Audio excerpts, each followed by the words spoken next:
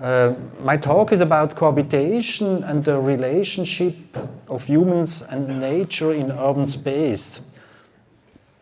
So the title Cohabitation refers to an exhibition in Berlin in 2021, and there was also a related magazine of Arc Plus.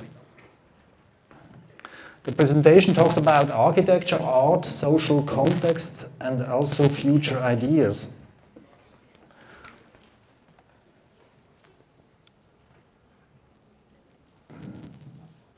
As an introduction, I would like to start by comparing two artworks that are based on completely different ideas. It's more a training for me than a talk for you. Okay, the traditional relationship between humans and nature in Western culture resembles a pyramid. What we see here is a traditional sculpture, the monument of George V. I photographed in London. It's the hierarchical way of thinking in bronze and stone. So this monument is made to endure forever and will not change in anything. So when you analyze it, you have on the top, you have the dominator, the king. It's a male rider, and he's sitting on a horse, which represents the animal, the nature. On the ground, the earth, and everything is on a plinth. The plinth is very important, that it means it's a metaphor.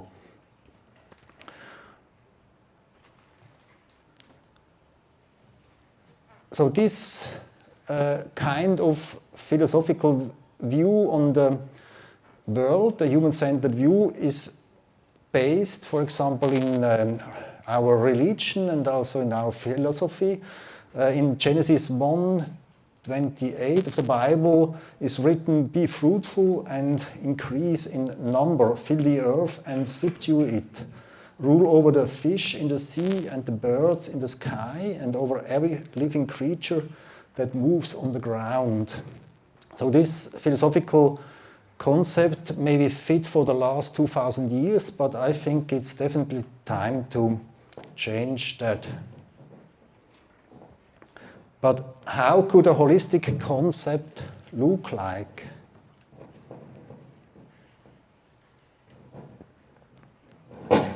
It's not good, huh? I tried this one. It's okay. Thank you. The idea of separation of man and nature is being replaced by a holistic understanding. It is considered to be one of the most important works of art, the Documenta 2012. This is Pierre Hugues Untiled. Documenta 2012, maybe you know, Documenta is one of the world's largest art exhibitions and takes place in Kassel every 5 years. So what we see are many things. We see a copy of an old sculpture with a beehive. The installation of Pierre Hugues was very difficult to find. It was some kind hidden in a park, in the Documenta. So we have been passing by, have seen this sculpture. This dog was also part of the artwork. Then you had some material lying around. You didn't really understand on the first glimpse if it was been there before or the installation was unfinished. There was an anthill and a huge compost with hallucinogenic plants.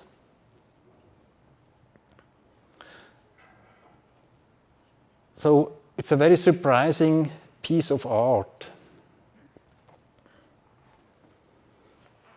But it remains a very different perspective from the one we had seen before. It's a non-human-centered perspective. It's more a network. So let's say the sculpture has no clear boundaries. You don't see where it starts and where it ends. It's constantly changing because the nature grows, the dog is walking away. It remains unclear what was there before and what has been added. The artwork was fertile. It has an open frame of reference. It involves animals and plants, and it has the structure of a network. So I think the main message of this artwork is to abandon the human-centered view of the world and adapt a more relaxed and respectful perspective. So if we compare these two kinds of art pieces, I think it's very clear how the difference of the philosophical thinking is.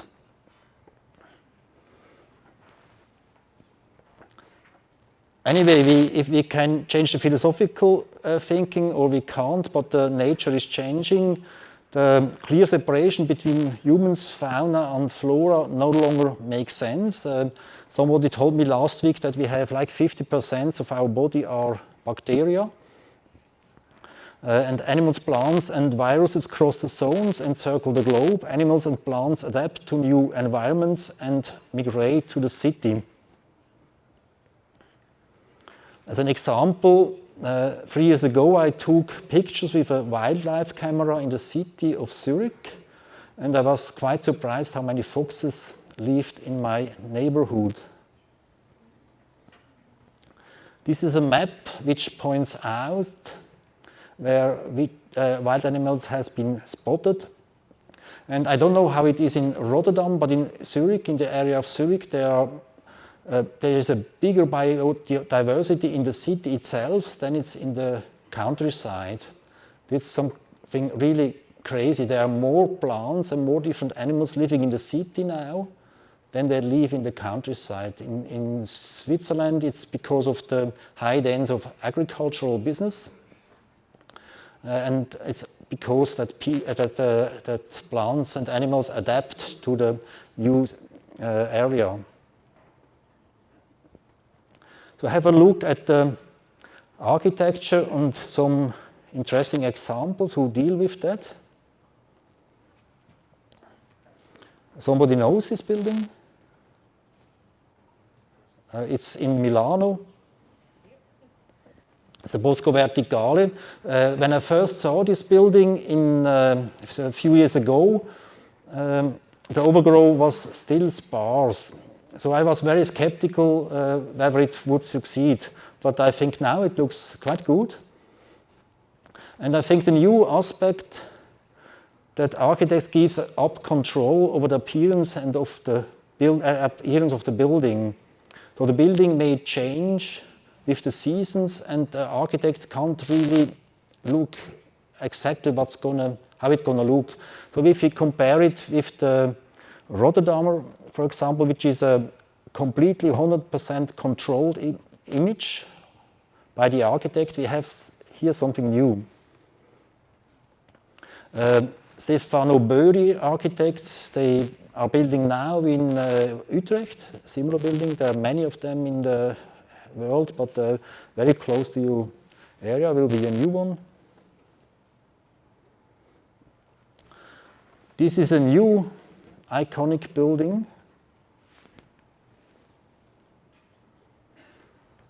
It's the Oasia Hotel Downtown in Singapore from Woha Architects.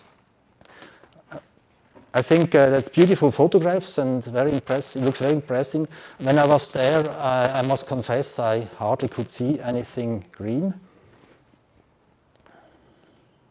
So these are other projects from the same architects.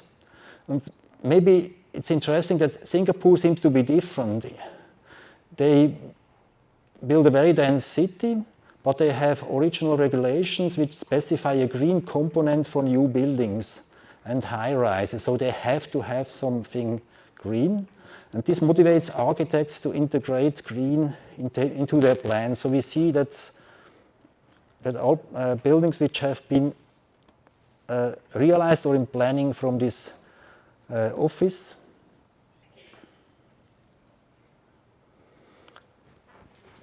Another example, which is a bit older, is the Barbican in central London. It was a bombed-out area in the neighborhood was rebuilt in the 70s. It's just a beautiful communal space with many gardens and pools, great architecture. They have an own cinema, an own theater, an own winter garden, an own library, many restaurants, thousands of people living there, and some kind like a very future-oriented vision of how an area in a city could be built. If you look back further, you can find many so-called garden cities built in the early 20th century. Each apartment has its own small garden. So maybe you remember the talk before. So this is not for the rich people, this was for the, let's say, working class. It's also to grow vegetables, to grow food. This is a cooperative with over 2,000 apartments in Zurich. There are many comparable projects from the time. So this is an example from Rotterdam. It's just behind the RDM Center. There are many other spectacular buildings that incorporate nature at the moment. So I have collected some of them, and you will find it on the slides. The PDF slides are on Moodle, and maybe we can provide it if you like on your area. So building greenery has a significant impact on the urban climate. It provides biodiversity and reduces the cooling costs. You can see at this example that the green wall is about 20 degrees cooler than the one in the sun. So this little green makes 20-degree difference. And the examples I have shown you assume that we can keep out our comfort, that we can keep our comfort level and continue to build high-rise buildings when we do it better and incorporate nature into our concepts. But to be honest, is that really enough? Or is it just greenwashing architecture?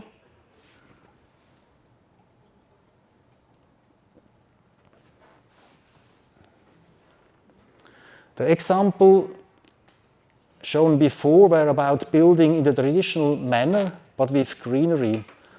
But it's still a disruptive approach that first tears down everything and then creates a high-rise. So the following example goes a step further. It has a different concept. It starts with observing the place, evaluate the qualities, then reinforce the good and repair it and add the new. The example I'm going to show you is from, I'm not sure if I spell it right, De Wilderwink, Daiö, something like this. It's the house Bernheimböck. It was built like 10 years ago. The example of the house Bernheimböck by the architects shows a different philosophy of architecture. Careful attention is paid to the environment. The concept is not disruptive, but inclusive. And this example even includes a tree.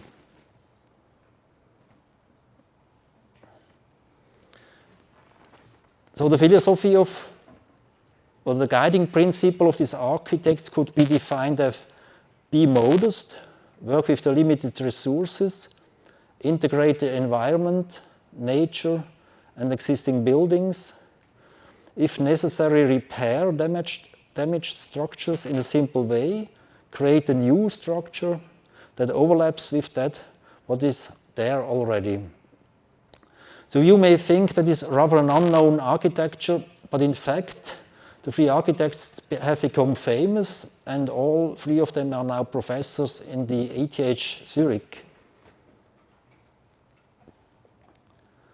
Have a look at some examples in the art. So, very special artists, I think, is the Maurice Macci. He started 30 years ago by sowing mallows. So during nighttime, he was just walking around the city sowing mallows. And then weeks later, we had all these flowers in the streets. And he called this concept flower graffiti. It was in the 80s, was some kind of a weird concept, but now it gets suddenly very public, very advanced. Then we have, as another example, Bo Zeng. He has method like furnace method. I know his work quite well. He's a colleague of mine. So what he encouraged visitors of the museum exhibitions to take time to study and draw the plants. He wants to enable them in an unspectacular way to pay more attention to our co-inhabitants and get to know them better. So it's a thing we do the same, it's sketching. And here also there are many more examples. I selected one. There's also a book, Kunstforum, which is a very good collection of pieces. And I think the last 2 years it was really a growing in the art business. You have a lot of exhibitions about art and ecologies. Maybe you have seen one. But now we want to have point out 2 examples in the field of social practice in this same topic. Anybody of you knows the Prinzessinnengarten in Berlin? No? I'm quite familiar with the project. I was living here near the Prinzessinnengarten in the early 2000 years in the close neighborhood. And this corner of Kreuzberg-Moritzplatz is near Cottbuser Tor, for the ones who know Berlin. And it was, and I think it still is, a precarious area. 2/3 of the children were considered poor. And then the historian Robert Shaw and the filmmaker Mario Clausen leased land in Berlin, this area, in May 2009 and turned it in the wasteland into I can say, a paradise. They have been impressed by public gardening in Havana. So the Prinzessinnengarten is an open space. It deals with the idea of how we want to live in the city in the long run and enjoy a sustainable life together by sharing, interacting, and learning from each other. An interesting thing about this that why gardening? So both of these guys didn't have any affinity to gardening, but they have chosen it because it's a very special atmosphere to spend time together. It's independent of your cultural background and also of your social background. It could also have been cooking, but they have chosen gardening, and it worked out very well. They designed it adapted to the situation, so the ground was contaminated to garage before. They raised beds where necessary because it was not possible to plant directly in the ground because of the contamination. And the lease of the courtyard was only short term, so they wanted to be able to move the whole garden. So that's where it comes from, the idea to have the gardening in these boxes. You can see this model now in every shopping center. They also plant old and rare varieties, over 100 different varieties of herbs and vegetables.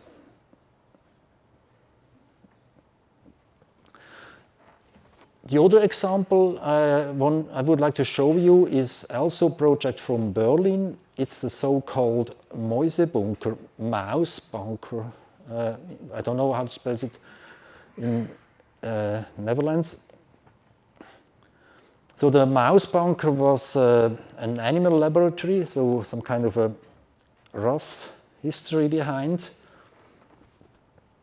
The animal testing finished in 2020, and the future was unclear what's going to happen with this building. So it's a very iconic architecture.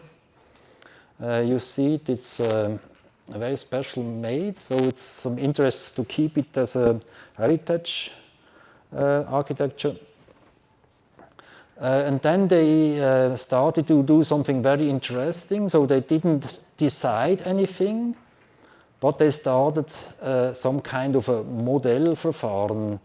That means they started a process of communication between different interests and to discuss further preservation and the function of the mouse bunker in an exemplary manner. So it could be used as a model for similar cases. So this is like an artistic interpretation, how it could look in the future. They made like 3 topics. The first topic is, should iconic buildings be preserved or demolished? Should historic buildings be left to nature and become part of the ecosystem again? So I don't know, in Switzerland we have the opposite concept. Heritage buildings look newer than ever, so when they have been restored, they would have been built yesterday. Then the second point is cohabitation. How can the mouse bunker be designed inside and outside so that humans, animals and plants can live together in a friendly way? And in general, what does architecture looks like, which protects and cares for nature? And the first topic is, how can green future be seen as a creative process?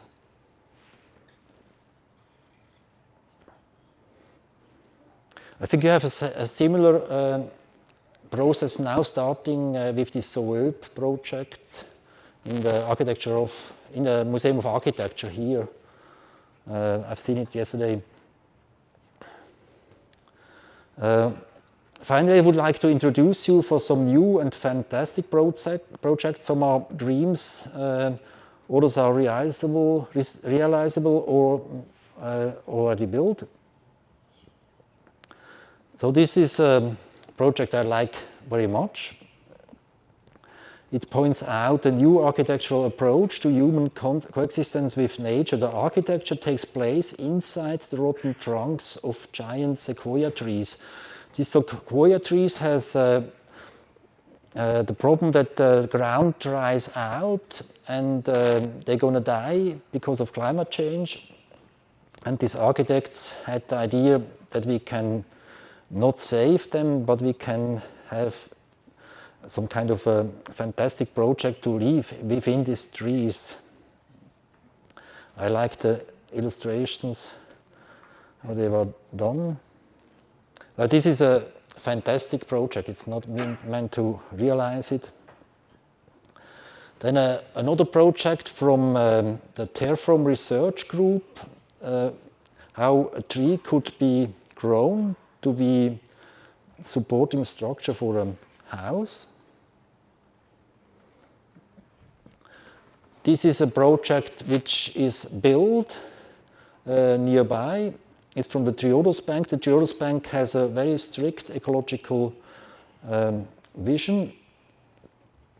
The building is laminated with wood and put together with screws, so it's mean that you can build it and rebuild it in the future.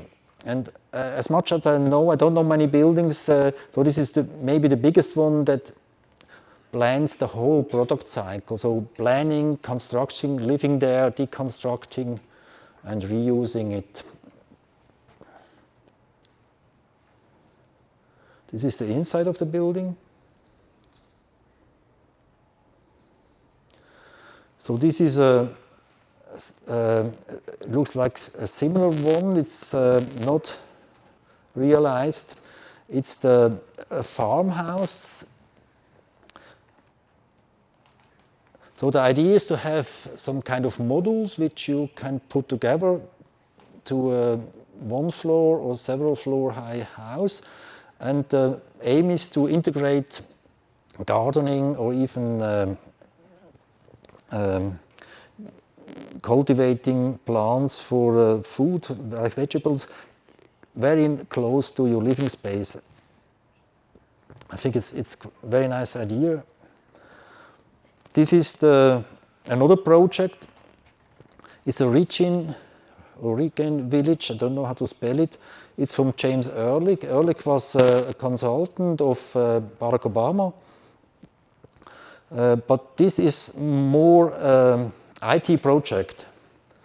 So he wants to create an artificial intelligence operating system which helps to make a self-sufficient village. So it helps you to gather heat, to clean the water. It helps you to operate as a self-sufficient community. You see here a similar idea behind, put everything together. So agriculture and living is put in the same building. This is another project which has another approach. I like it very much. It's called Deep Steward. This is an unsupervised machine learning project. We just get the feed from cameras and videos, and the aim is that maybe there will be some kind of usable new taxonomy and classification and description of interaction of animals and plants and humans. So I don't know who is familiar with machine learning, unsupervised machine learning. That means that we just hand it over to the machine. We have no concept, and we will see what's going to happen. Most of the processes, they end up in nonsense, but maybe we find out some things which is abroad that, I mean, we are trained in thinking this Darwinistic way of thinking that that was the evolution and things happen like they happen now, but maybe there are some kind of new interactions. This butterfly project, also from the Terraform research group. Maybe you heard about these reefs. They're rebuilding reefs in the oceans for all these plants and fishes. So this is some kind of a similar project, but not for the ocean. It's for facade in New York. But you have some kind of similar structures here. So they have a 3D printing developed and to specify for generating food and places to live for butterflies. So it's a very nice idea to have a facade which is thousands of butterflies flying around. And then I found also this guidelines. It's I think it's quite new. Maybe you know it from Amsterdam. It's about tips, 20 tips how to make it better, and quite charming. There are quite very little interventions, and I think this is really a good way. Don't think in terms of skyscrapers, think in terms of little interventions. For example, allow birds to nest. And this is my favorite, building a bridge for a squirrel over a street. I really would like to realize that one. For further interests, you see this is in the New Institute, this Zoöd project. Then this is the ARC Plus, it's in German, Cohabitation. We have this Kunstforum in German only, about art and ecology. Then this is also a very good book. It's like a guideline, like a recipe for using green in the city. It's in German and English, and this is a new book about fauna and flora, specific in Zurich, but I'm sure there are similar books here about Rotterdam. Are there any questions?